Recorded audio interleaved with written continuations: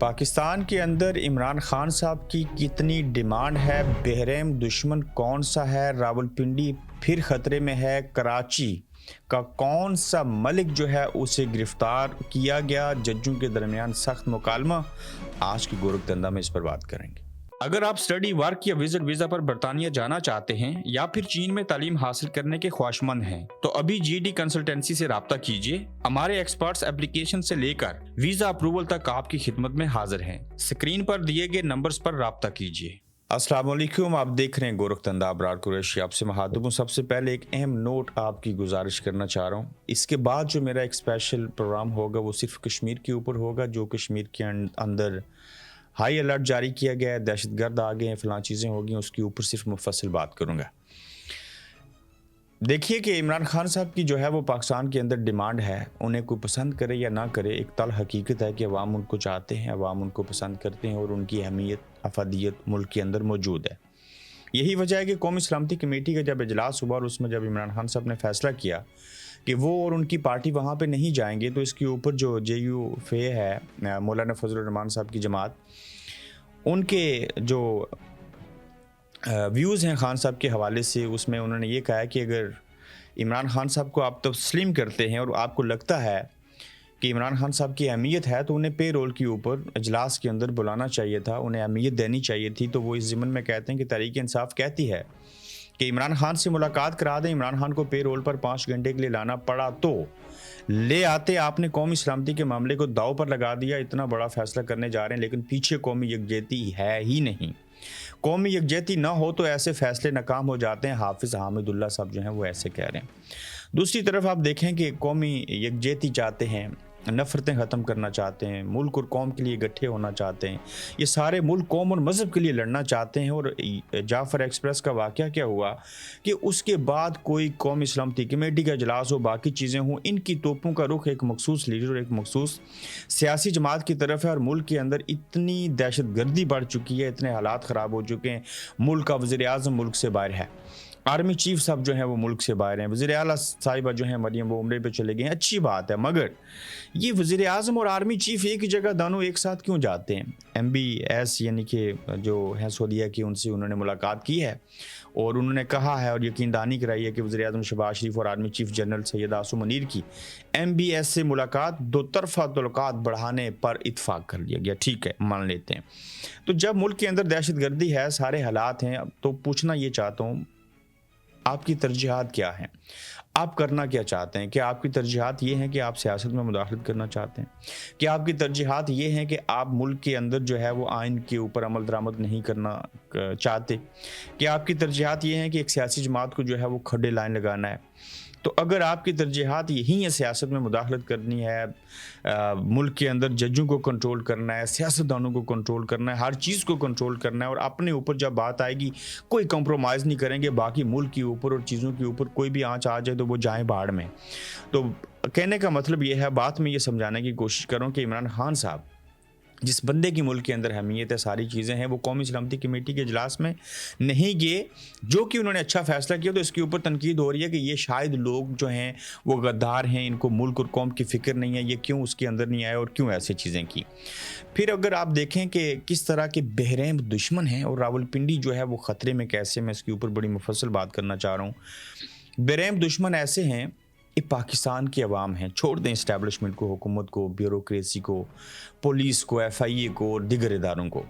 یہ بیریم اتنے ہیں کہ احمد نورانی صاحب کے سٹوری کرنے کے بعد ان کے 2 بھائی جو ہیں، ان کا کوئی لینا دینا نہیں بھائی کے ساتھ، ہو بھی تو سارے حقیقی بھائی ہیں، اور ان کی والدہ اور ان کی بہن کی باتیں سنیں کہ وہ اسلام آباد میں تھے اور وہاں پہ جب آئی ایس آئی کے لوگ اور جو مقامی پولیس ہے انہوں نے مل کے ریڈ کیا، رات کے 1:05 کے اوپر ان کے گھر گئے اور ان کے بھائیوں کو گرفتار کیا۔ یقیناً آپ کے اوپر تشدد ان کے اوپر کیا جا رہا ہوگا۔ نقطہ اس میں یہ ہے کہ ان کے دائیں بائیں پڑوسی تھے، سامنے بھی ان کے رہنے والے تھے پڑوسی، وہاں انسان رہتے تھے، اشرف المخلوقات لوگ رہتے تھے، وہ مسلمان ہیں، وہ انسان ہیں۔ تو ان کی ماں کی میں جب بات سن رہا تھا اور ان کی ہمشیرہ کی جو اسطور ہے، میں ان کو داد دیتا ہوں، انہوں نے بڑا اچھا انٹرو کیا۔ ان کی اماں کہتی ہیں احمد نورانی کی کہ اسطور سے کہ یہ سارا عمل ہو گیا، لوگوں کو آوازیں بھی آئی، لوگ دیکھتے رہے، لوگ سنتے رہے، کسی کے اندر اتنا رحم نہیں آیا کہ وہ اس وقت آئے, ہمارے ساتھ کھڑا ہو جائے اور اس بات کی مزاحمت کرے اور تھوڑا سا ان کے اوپر تنقید کرے اور ہمیں حوصلہ دے. لوگوں نے کہتے ہیں کہ تماشا دیکھا ہے. تو جس ریاست کے پڑوسی جو ہیں وہ آپ کے ایسے ہوں اور وہ تماشبین ہوں, انہیں صرف اپنی فکر ہو, اور جب ملک کے حالات برے ہو جائیں تو اس میں 95% لوگ اس ملک کو ٹھیک کرنے کے بجائے اس ملک کو چھوڑنے کی بات کریں, تو پھر اس ملک کے حوالے سے ہم کہہ سکتے ہیں نا کہ یہ بے-رحم لوگ ہیں, بے-رحم دشمن. ایک ایسا جاہل قسم کا دشمن ہمیں ملا ہے, وہ بھی اپنا دشمن ملا ہے جسے کوئی شرم نہیں ہے, کوئی غیرت نہیں ہے, کوئی حیا نہیں ہے, اس کے دل میں کوئی رحم نہیں ہے, انہیں مذہب, ملک اور قوم کے ساتھ کوئی غرض نہیں ہے, اور وہ لوگ اپنے مفادات کے لیے ایسے کرتے ہیں. تو یہ بے-رحم دشمن عوام پاکستان ہی ہیں. اگر یہی عوام ٹھیک ہو جائیں, اپنے حق اور حقوق کے لیے کھڑے ہو جائیں, یقین جانیے یہ اسٹیبلشمنٹ, یہ پولیس, یہ آگے بھاگ رہے ہوں اور عوام ان کے پیچھے بھاگ رہے ہوں, ڈھاکہ اور کندہار سے جا کے یہ پیچھے دیکھیں. لیکن مسئلہ کیا ہے, قوم کو اپنے حصے کا جو کام ہے وہ نہیں کرنا, اور مفاد پرستی ہے. اور دوسرا, جو مرضی پڑوسی جو مرضی کرتا رہے, انہیں کوئی فکر نہیں ہے. پڑوسیوں کے رشتہ داروں کے بعد دین اسلام میں اور پڑوسیوں کے جو حقوق و فرائض ہیں, آپ حیران ہو جائیں. اس میں کہتے ہیں کہ اگر آپ کا پڑوسی جو ہے وہ رات کو بھوکا سویا اور آپ نے کھانا جو ہے وہ پیٹ بھر کے کھایا, تو آپ جنت کے حقدار نہیں ہو سکتے. پھر یہ بھی کہا گیا کہ اگر آپ کے پڑوسی جو ہیں وہ سفید پوش ہیں, وہ غریب ہیں, وہ اس نوعیت کا کھانا یا پھل فروٹ نہیں کھا سکتے جو آپ کھا رہے ہیں, تو خدا را جو فروٹ کھانے کے بعد اس کے چھلکے ہوتے ہیں وہ سامنے ان کے گھر کی طرف یا ان کے سامنے مت پھینکیے گا, کہیں وہ دیکھ کے یہ محسوس نہ کریں کہ آپ نے اچھا کھانا یا پھل کھایا ہے تو ہم وہ نہیں کھا سکے. تو اس حد تک اسلام جو ہے وہ پڑوسیوں کے حقوق و فرائض کی بات کرتا ہے. تو یہاں پہ آپ کے پڑوسیوں کو گھر کے اندر آ کے کوئی نقاب پوش جو ہے وہ اٹھا کے لے جائے, ان کے اوپر تشدد کرے, تو آپ آہ بھی نہ کریں, آپ اف بھی نہ کریں, تو یہ بڑا بے-رحم اصول ہے. یہ کسی صورت جو ہے وہ میں سمجھتا ہوں کہ ایک اسلامی ریاست کے اندر ایسے نہیں ہونا چاہیے. میں یہاں کوئی اونچ نیچ ہو جائے, کوئی عمل ہو جائے, تو غیر مسلم جو ہیں وہ خود سے پولیس کو فون کر دیتے ہیں, خود مدد کرنے آ جاتے ہیں. یہاں پہ کسی کتے کو کوئی چھو لے بلا وجہ تو اس کے اوپر لوگ چیخ اٹھتے ہیں. ہمارے ہاں تو پڑوسیوں کو لوگ اٹھا کے لے جاتے ہیں اور دوسرے پڑوسی جو ہیں وہ اس کے اوپر تماشا دیکھ رہے ہوتے ہیں. راولپنڈی خطرے میں ہے جناب, آپ کو پتہ ہونا چاہیے, اور راولپنڈی میں ہی GHQ ہے, راولپنڈی میں ہی فوج ہے.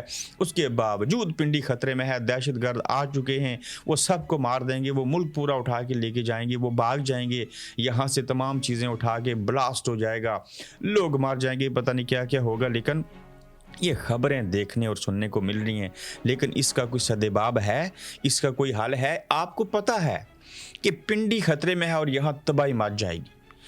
اگر یہ تباہی مچ جائے گی تو کیا آپ کو یہ نہیں پتا کہ یہ تباہی کون کرے گا, یہ تباہی کیوں ہوگی, یہ تباہی کس وقت ہوگی, آپ کی انٹیلیجنس کیا کرتی ہے؟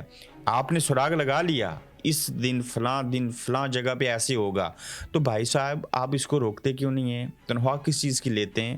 راولپنڈی اور اسلام آباد بڑی تباہی سے بچ گئے, جبکہ اسلام آباد مغل مارکیٹ کے قریب کانٹر ٹیررزم ڈپارٹمنٹ CTD نے بڑی کارروائی کرتے ہوئے تھانہ I-9 پر حملے میں ملوث فتنۃ الخوارج کے 2 انتہائی خطرناک دہشت گردوں کو گرفتار کر لیا. یہاں ایک مطالبہ ہے, ان کی تصویریں سامنے لائیں, ان کے نام سامنے لائیں, میڈیا پہ لائیں, پریس کانفرنس کروائیں, یہ جو گرفتار کیے ہیں. ترجمان CTD کی جانب سے جاری بیان کے مطابق راولپنڈی مغل مارکیٹ کے قریب سے CTD نے بڑی کارروائی کرتے ہوئے تھانہ I-9 پر حملے میں ملوث فتنۃ الخوارج کے 2 انتہائی خطرناک دہشت گرد حمزہ اور رومان کو گرفتار کر لیا ہے. ترجمان CTD کے مطابق دہشت گردوں کی گرفتاری کے لیے انٹیلیجنس بیسڈ آپریشن کیا گیا, جس کے نتیجے میں دونوں دہشت گردوں کو حراست میں لے لیا گیا. ترجمان کے مطابق گرفتار دہشت گرد راولپنڈی اور اسلام آباد میں حساس مقامات پر دہشت گردی کے لیے ریکی مکمل کر چکے تھے اور افغانستان میں فتنۃ الخوارج کے اہم کمانڈر کے ساتھ رابطے میں تھے. گرفتاری کے دوران دہشت گردوں سے دستی بم, بھاری مقدار میں بارودی مواد, सेफ्टी फ्यूज़ वायर और दीगर तकरीबी सामान बरामद किया गया है। CTD ने दहशत गर्दों के खिलाफ मुकदमा दर्ज करके मजीद तफ्तीश शुरू कर दी है। तर्जुमान के मुताबिक इब्तदाई तफ्तीश में दहशत गर्दों ने इंकशाफ किया है कि चंद माह कबल थाना I9 पर हैंड ग्रेनेड से हमला भी इन्होंने किया था। CTD हुकाम का कहना है कि दहशत गर्दी के खिलाफ जंग में ऐसे अनासर के खिलाफ कार्रवाई जारी रखी जाए ताकि शहरियों को तहफ़्फ़ुज़ जो है उनका महफूज बनाया जाए। अब देखिए कि कराची से मैंने लिखा कि कौन से मुल्क जो हैं वो गिरफ़्तार किए गए हैं। ये बड़े अच्छे सहाफ़ी हैं। ये समा टेलीविज़न के अंदर मैंने इनके साथ तकरीबन 4 से 5 साल काम किया जब ये न्यूज़ डायरेक्टर थे। मैं मोहतरम फरहान मलिक साहब की बात कर रहा हूँ जो इस वक्त समा को छोड़ के पिछले कई सालों से रफ्तार के नाम से एक अपना प्राइवेट जो है वो डिजिटल मीडिया प्लेटफॉर्म जो है वो चला रहे हैं। इनको FIA ने कहा कि उन्हें गिरफ़्तार किया गया है। इन्हें पहले कुछ धमकियाँ मिलती रहीं, अब कराची से इनको गिरफ़्तार किया गया। हम सवाल पूछते हैं, मज़ामत करते हैं, क्यों गिरफ़्तार किया, कब छोड़ेंगे और इनकी गलती क्या है? अगर तो गलती ये है कि इमरान खान के हक़ में बोलना, जमहूरियत के हक़ में बोलना, अदलिया की बेहतरी के लिए आवाज़ उठाना, आम आवाम के लिए आवाज़ उठाना, तो ये तो कोई जुर्म नहीं है, इसके ऊपर तो 100 बार पकड़ लें। मगर आप लोगों ने फरहान मलिक साहब को गिरफ़्तार करके ये साबित किया है कि आप ज़ालिम हैं, आप सच बोलने वालों के दुश्मन हैं और आप ये दुश्मनी कितने लंबे अरसे से निभा रहे हैं। लेकिन अब आप लोगों को अगर गिरफ़्तार करते करते नहीं थके तो ये लोग गिरफ्तारियां देते हुए कभी भी नहीं थकेंगे। फरहान मलिक साहब का हम मुतालबा करते हैं कि इनको रिहा किया जाए और इन्हें काम करने की आज़ादी हासिल होनी चाहिए। जिन भी लोगों ने ऐसे अमल किया है उन्हें इस काम के ऊपर शर्म और हया आनी चाहिए।